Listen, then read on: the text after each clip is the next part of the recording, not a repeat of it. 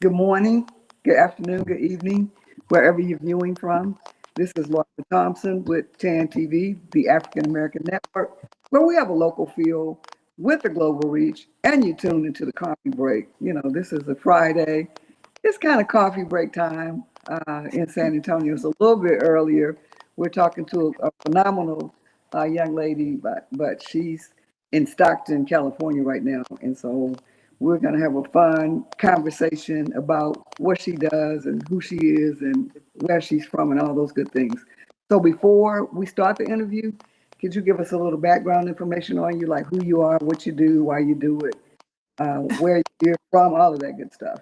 Right. Okay. Well, my name is Teri Tobin. I was born on Valentine's Day Oh, wow. in Arizona. Um, Left Arizona when I was a young girl, like 7, and I moved to Southern California, and that's where I was raised. So when people ask me where home is, it really could be anywhere, but those are the two main homes.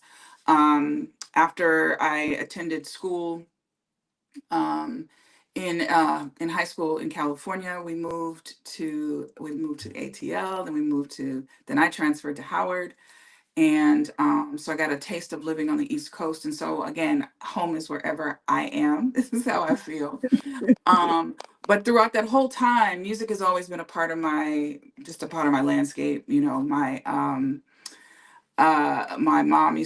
My mom and my grandmother used to always ask me, like, is there anything else can you think of something else to do? Because I was singing all the time. Like, Right.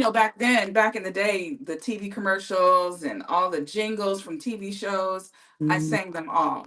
And to some, that may feel like that's a great feat, but to them, they were over it. all day, right? Yes. And so but so I just always loved music, and I was always drawn to it. So I started singing in the church, and then we moved to California. I kind of got involved with a couple of other opportunities, singing this choir that was kind of like a children's version of USA for Africa. Wow. And and it was like right when We Are the World, and those that were around then, they know that when We Are the World aired around the world at the same time on every single channel, that was a big deal, It back was. then. And so this DJ out of LA decided he wanted to have kids sing the song, audition. Now, if you ask my mother, she'll probably say it was 12 million people that auditioned, but I I think it was probably closer to between 3 and 5 thousand kids that auditioned. Wow, that's a lot. Yeah. And out of that number, 50 of us were chosen. And Wow. I auditioned. I became a part of that choir, and that was more of like a charity type thing. And so because it was like USA for Africa, only a kids version, they all brought in the child stars were of that time. So Drew Barrymore, Rasan Patterson, Shanice Wilson, Kim Fields, um, gosh, it was so many people that were out at that time. Alyssa Milano. And at the time, I didn't know the weight of what I was involved in. But that particular song, well, it was a single, it was an A and B selection. Back in the day, that's what it was. But it was produced by George Duke. Wow. And at the time, I didn't know the weight of being able to work with the George Duke. But as a result of that, I also got the call to sing backgrounds for Jeffrey Osborne. So that was my first official performance where I actually got paid doing doing what I love to do. All And I right. haven't And looked back since. how were you when you worked with Jeffrey? So that was, I think I was about 11, maybe Wow. 11 or 12, something like that. So he had a song called Soweto that was, about apartheid at the time. And so during his chorus, he wanted these kids to sing Soweto with him. And again, that was kind of like the beginning, of course, getting my first check, but also really seeing what it was like to be in a studio and like to work with a professional, you know what I mean? And then back then also, as a kid, all I did was look at liner notes. And Mhm. so when I go into the studio, I'm excited to see Jeffrey, but I'm also excited to see the engineer because I had seen his name, and all of Wow. the different, musicians and the background singers, I knew them by name just because that's just that was my idea of fun is reading liner notes. But yeah, that was definitely, it set the standard for me because I wanted to make sure that that I soaked it all in, and I absolutely did. I absolutely loved watching him work. And it's not that he didn't, because we were kids, so he played with us and joked and all that kind of stuff. But what I learned from him was time is money, and so we didn't waste any time when it came time to like needing to do our takes and all of that. So it was great. Wow. So I did a little snooping around to Okay. find a few things about you, but before that, I received an interesting phone call from, well, not a phone call, she emailed Sherry Thompson, Yes. and she inquired about Can TV interviewing you.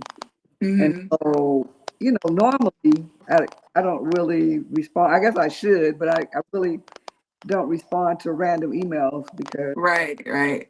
I just didn't know. But I did a little research on you, and I said, so I called, and her last name is Thompson as well. I'm Laura. Right. She's Sherry Thompson, Right. right? So Yes. then I saw your name, Teri Tobin, and Yes. the Tobin name is really, really prominent here in San Antonio. But the real Right. puzzling part about it is asking her, how'd you hear about us? And she Right. said, oh, well, somebody from Sacramento told me. Yeah. And so I said, well, we don't know anybody in Sacramento either, but that's Right. really but that happened. But I was telling her that we, again, the Tobin name is real popular in San Antonio, or prominent in San Antonio. They've got a library and hike and bike, Tobin Performing Arts Center. And Right. your name is Tobin. And, we were talking before we came online, and, your grandfather was a Tobin That's and, right. and lived in San Antonio. So He did. He there is did. an indirect San Antonio connection. It is. And So, that's why I say I believe everything happens for a reason, but I also believe there's so many things that happen in my life that are divinely ordered and I may not understand it. right. But, there's a reason for us to speak today, and then the connection is just there. I obviously I wouldn't have known that you both had the same last name, and yeah, so I think it's great. I'm actually Well, she excited to didn't talk. know. She called me. We talked. Right. She didn't even ask me my name. I I I told her that I was returning her phone call. She said, Right. "Oh, okay, good. I've been hoping you would call." And I said, Yeah, "You know who this is?" And she said, "Yes." So I assumed she knew my name, so I didn't tell her my name. I And got you. today I called her and she said, I said, "This is Laura Thompson with Tan TV." And she said, "Oh, your last name is Thompson too." And I said, "Yeah, I thought." Mhm. But anywho, this is about you. So, so I did a little snooping around and found out that you perform with a lot of major artists during your career. So can you tell us a little bit about some of the artists? I know you performed with Jeffrey Osborne Yes. and George Duke, but who else? So when I moved, let's see, well, during the time when I was in the choir that I mentioned, of course, I shared the stage then with people that I hadn't, in my mind, I had no business being an 11-year-old being on stage with a Patti LaBelle or, Uh, Janet Jackson. And yeah, you like did. Yeah, literally, you I did. was just getting started in the business. But, because we were doing charity events, a lot of them were invited as well. We had a performance that we did at the Greek Theater in LA. And I mean, I probably couldn't even scan over everybody that was on that stage, but Patty was one of them, Luther was one of them. Wow. And so you fast forward to when I transferred to Howard. I was a part of the Howard University chorale, and so we performed oftentimes in various places. And that particular year was the inauguration for Bill Clinton, and Wow. so they had the gala on the mall, and it was this big this big production, literally. And so they had us sing for two of the major artists, was Whitley Phipps and Diana Ross. And so as the choir, we sang behind them, but then like in the big finale, we sang We Are the World of all songs. Wow. and and so it was like a full circle moment for me. And nobody in the choir knew, my connection to it or whatever. But so on that stage, and mind you, I didn't even like, I knew who was there based on who I saw during rehearsals and behind the scenes. So behind the scenes, it was like John Cicada and Luther Vandross and Mary Chapin Carpenter, and of course the fellas from Shy, of course, because they went to Howard. Um, and so, but that's who I actually could tangibly see. I have photos, very few photos because I had a flood that wiped out a lot of them, but I have the one of the back of Luther and them around the piano practicing. But at any rate, it was many years later, because I remembered it as a memory, but I did not remember everybody that was there. And especially because when you're on stage, where we were stationed on the stage, we were kind of behind everybody, so we couldn't really see who was in the front. And back then we didn't have a DVR. If you missed it, you just missed it, right? And so a friend of mine reached out to me. This guy's just probably about maybe 10 years ago. He reached out to me, or within 10 years, I'll say. He reached out to me and he was like, I have a photo of you and James Ingram and Kenny Rogers. And I was like, how do you have Wow. a photo? How do you have a photo of me and Kenny Rogers and James Ingram? And he took a screenshot of the video Wow. from when we performed the finale at that inaugural ball.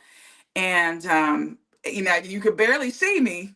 Let me just be But clear, because the lighting, of course, was not designed for chocolate covered skin, but you could see me cheesing really hard. That's how I knew that it was me. right. Wow. But I located the video myself and I uploaded it to my YouTube because I too was kind of in shock. And then I was reminded that Michael Jackson was on that stage at the same time as I was when we sang "We Are the World." Everybody and Hey, their mother was on that stage. wow, that's phenomenal. So, I, uh, your agent sent me, a listing of some of your songs from Sure. YouTube, and I picked one Okay. that so I'm gonna play a little bit of it. I'm not gonna play the whole thing, but it's Okay. real. It's really very timely, I think, um, because it gives you the feel of peace and you know um, uh, family and love. And so I just want to play a little bit of it so that Okay. audience can see the magnitude of your work.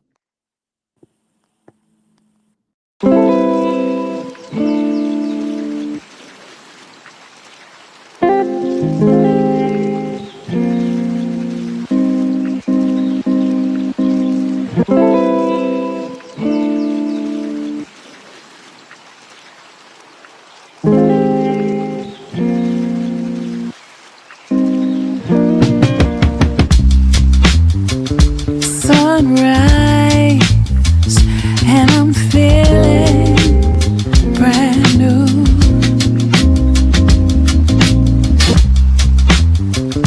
The glow and the reason for it all is slowly coming into view. Every day shines a new light and flowers blooming in my garden. I take a breath and I've already won. I feel it there, here and everywhere. Ooh, child. Yeah, so I think that has a great feel to it. Your bio says that you're a songstress, a a songwriter, and a producer. So what role did Yes. you play in? So in that particular song, vocally produced and wrote the melody and lyrics of the song. I co-wrote that with Rodney Jones. Um, what's interesting about that though is, as a writer, when life is lifing, sometimes it's difficult to write. And I had writer's block for like 5 years prior to writing that song. That was the first song that I wrote post writer's block, but that's why I also decided to make it the first song on the album, because it was kind of like an awakening for me finally. Wow.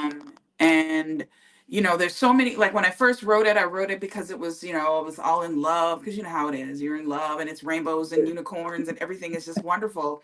Um, but as I was listening to it after we mixed it, the term, good morning love, Yeah, you at the time it was because that's what was being spoken to me by my significant other. But what I decided is that anybody can make the determination how they want to view it. If they Mm-hmm. want to view it as you looking at yourself in the mirror, saying good morning, love, and starting off your day right, which is what of course I promote. Mm-hmm. Um, but also, it could be you and the most high.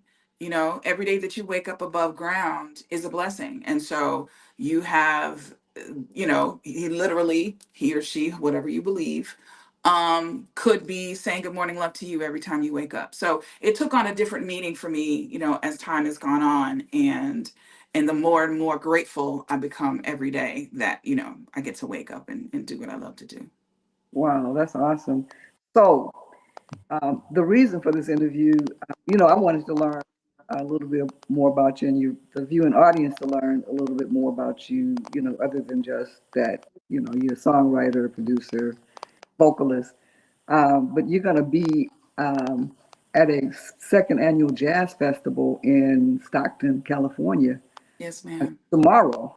Yes. And so tell us a little bit about, how you got involved in that and what people can expect when they go there. So yeah, it's tomorrow in Stockton. It's from 12 to 8. And I just feel honored to be able to bring some of my songs to the stage.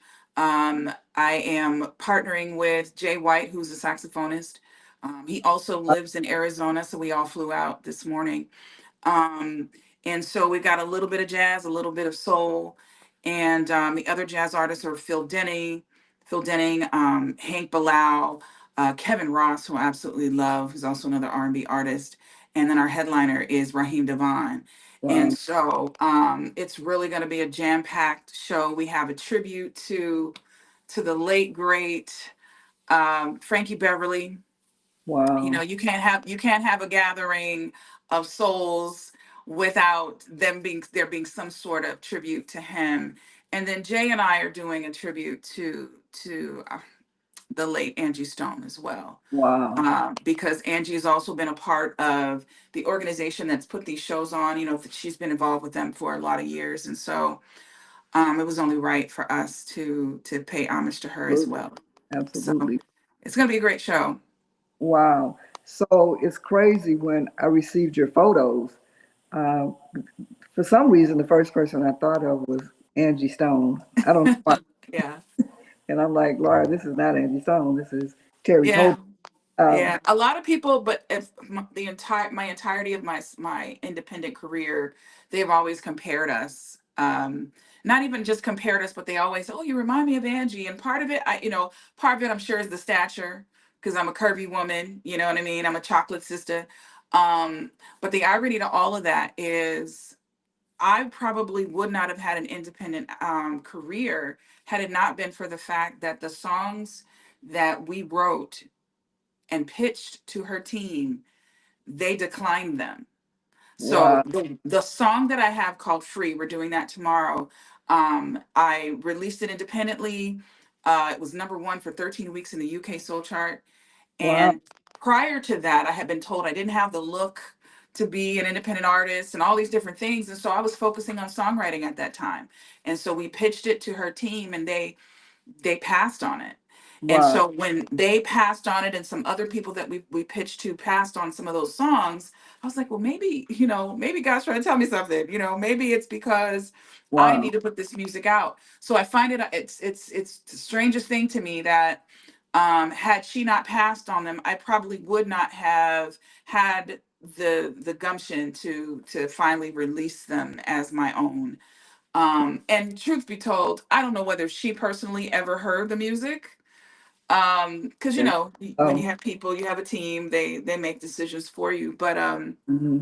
But yeah, so it's a full circle moment for me to be able to pay tribute to her, but also, speak her name, because she was worthy of definitely getting more than what she got in the time that she was here. Wow. And, she might have passed that spirit on to you. You never know. Somebody else said that to me, and I just got chills when you said that. But somebody else mentioned that to me as well, and I just again, I appreciate the opportunity to be able to share share my music with people. And when people say that it resonates with them in some way, some form, if tomorrow, if you wake up and you look at yourself in the morning and say good morning, love, then mission accomplished. That's what Hmm. that's all I care about. So Yeah, I love it. I love it. But God knew, so He didn't really You didn't really get turned down, exactly. but it motivated you to move forward on it. So this is, Absolutely. that song is a wonderful song. I'm going to use that song. I listen to different songs to motivate me. So, I'm focusing on peace.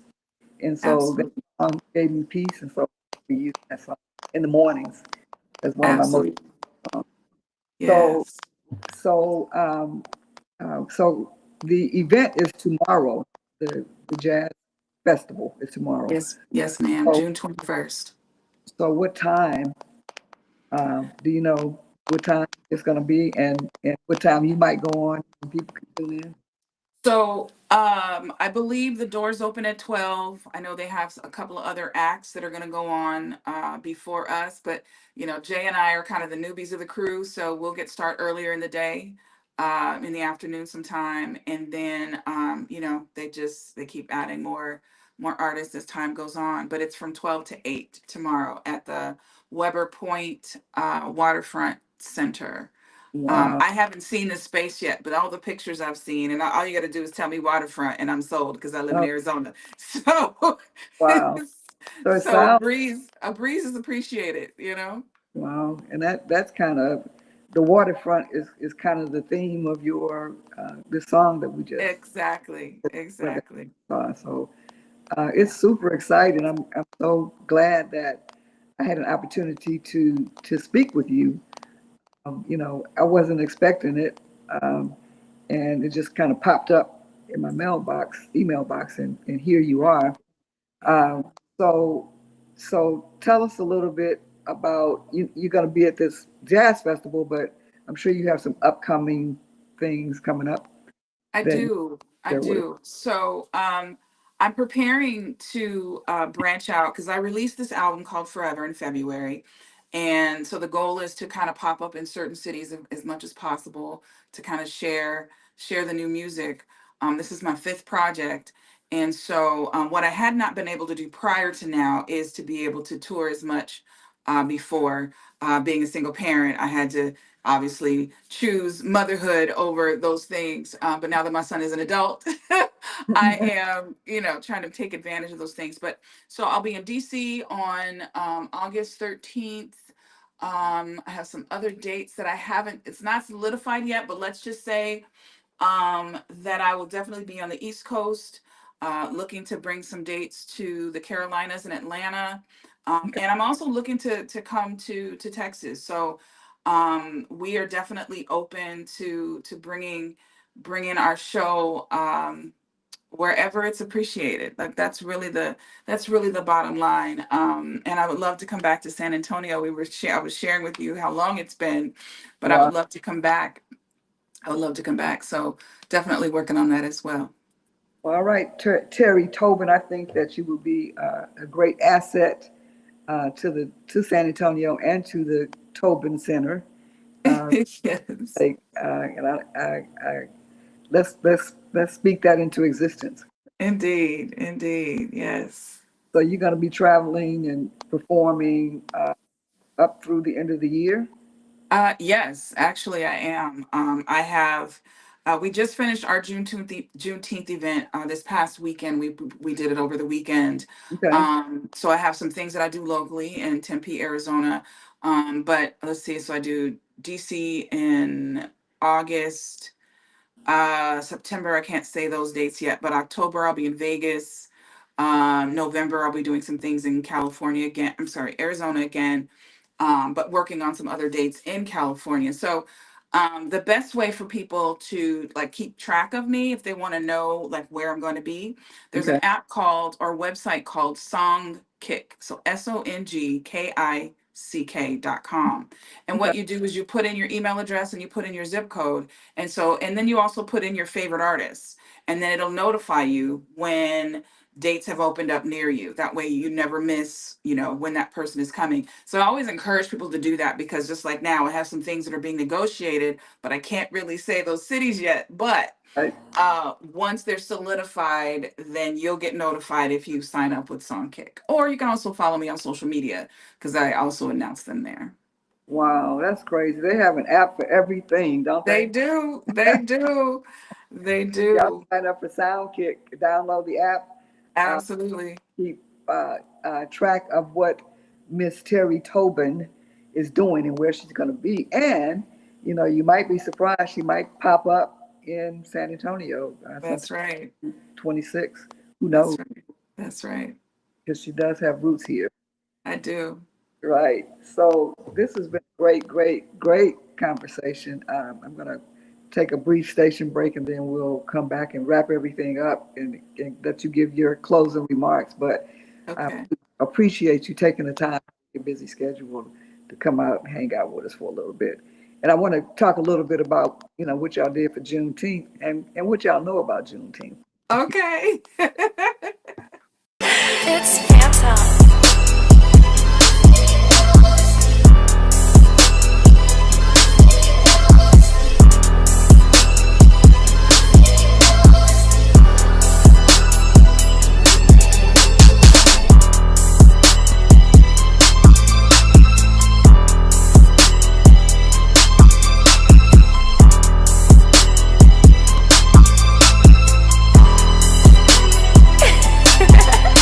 It's Phantom.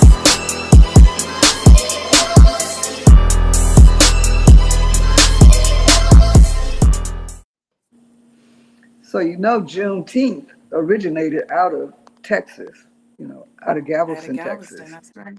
uh, Hmm. because Texas was the last state to find out about it, supposedly. And Right. so Juneteenth originated there. So a lot of people across the country don't really know about Juneteenth. Of course, they know about it now, I think, because it's a national Right. holiday. Because it But it became was national. Absolutely. Yeah. hmm so, but When it I was a moved to, Texas. because I lived in Houston in, when did I live there? Like in the early 2000s. That's when I first became aware of what Juneteenth was. And Okay. you imagine being that age, it was just, just 20, less than 20 years ago. And so to discover that and to realize as a part of our culture that obviously is not being taught abroad, hmm um, for me, I always want to be a part of, be on the right side of the culture, the right side of history. And so no matter what city I'm living in, I want to try to be a part of that. So Wow. and we did our thing. It's not to pat ourselves on the back, but we wanted to make sure that it wasn't just a party. It wasn't just people listening to music. Not there's anything wrong with that, because that's a big part of our culture. But we also wanted to make sure that we had things that were educational, because it's Mhm. a all family friendly event. So we had T2B Collective is an organization, they're a nonprofit organization that sponsored a porch. Wow. And we, Oh, we wow. put a makeshift porch, and we had the elders telling stories. Oh, wow. And it was a beautiful, I get chills when I think about it. It was beautiful. We also had a VR experience. Of course, nobody else in Arizona was doing it. We had a VR experience called Traveling While Black. And so you put on the VR glasses and you get to experience what it was like traveling while black Wow. back in the day. So you get a true history lesson, not just come and get some good eats and here's some good music. We wanted to make sure that people left there with something. Wow. So we had a great time. That's a And I very, was the very, host. I was the host this last 2 years. the hostess with the mostest. Wow. Yeah. Well, that's what they tell me. No, right. So wow, that was a very creative way to educate people because it was fun. Yes. It included a little technology, so I'm sure Mhm. that kids were interested in participating and hearing those stories. Absolutely. Then to bring in the older people to tell stories, Absolutely. made everybody feel a part of it. So Absolutely. that's very phenomenal. We have a Juneteenth parade. It's the 27th annual this year. Oh, Uh, nice. so that happened last Saturday, And then Hmm. there's another event, the Juneteenth Coalition does an event, and it's mostly entertainment, uh, Okay. but that's the entertainment component. Then there was a gospel concert on Wednesday at the Nice. Tobin Performing Arts Center. How about that? Okay. They brought down Bobby, Imagine that. I love it. right? Right, and they brought down Bobby Jones. Uh, Oh, so nice. we performed with a few of the local gospel choirs here in San Antonio. Yeah. And then tomorrow is the block party. You saw the promo for that. And that's Yes. to be, integrated with education, entertainment, food, fun, Nice. things for the kids, things for the family, and just people from all walks of life in the community. So um, this is a great, opportunity to celebrate who we are. And Absolutely. again, music is a great part of our culture because I think Right. it kept us going. Back in the day, that music was kind of like the the the thing that flowed that helped us Hmm. cope with some of the things that we had to endure. So Right. And it we helped us communicate. It helped us communicate so that no other. right, they made Hmm. up different little things to Exactly. flow. So we're a great people. You're a great artist. I wish you much success, Thank you. not only for tomorrow night, but your entire future. I think your music is breathtaking, at least Wow. that I heard. And so we can't wait for the opportunity to have you to perform at the Tobin Performing Arts Center. That's And right. We're gonna make that happen. yeah, you're gonna draw a lot of people. They're gonna say, "Oh, one of the Tobins are." Right. Uh, That's right. So we look forward to it, and thank you so much for stopping by, taking time out of your busy schedule before your performance tomorrow. We wish you much success. You've been Thank you. tuned into TAN TV, the African American Network, where we have a local feel with the global reach, and we've been here speaking with the phenomenal, amazing, um, fabulous Teri Tobin. So thank Thank you so much you. for stopping in, and Thank good luck you. tomorrow night. Ciao.